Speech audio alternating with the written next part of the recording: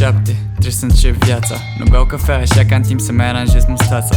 Intru repede să verific socialul. Ciudat era să nu, acum așa este normalul. Am dat aseară like și văd că am primit un follow, dar știi că de fapt eu înăuntru sunt cam hollow. În fine, în general, nu cred că aș putea să spun că stau să mă gândesc prea mult la ce vă zic acum. Mai ales că luna asta o să iau mărire. Fac rata la bolidul ăla, găs și o mărie. Mamă, și cum e și cu 12 la pro, să-l pun direct pe masă când ies la cafea cu bro. Fuck, trebuie să recunosc că am probleme. Multe sunt interne și pe diferite teme, dar înfundă-le înăuntru și nu pune întrebări. Urc mereu cu lift, eu nu-s prost să iau pe scări.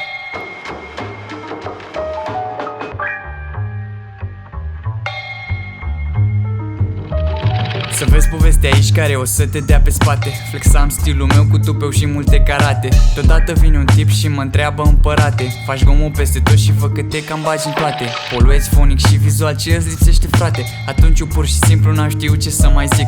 Să-i fut un pumn în gât, dar de ce oare mă oftic? Ce nu înțelege săracul că ăsta-i luxul vieții. Șmecher de mic, dau cu ei de toți pereții. Lumea trebuie să vadă cine sunt. Lumea trebuie să vadă cine sunt.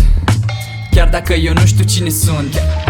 Chiar dacă eu nu știu cine sunt. Lumea trebuie să vadă cine sunt. Lumea trebuie să vadă cine sunt. Chiar dacă eu nu știu cine sunt.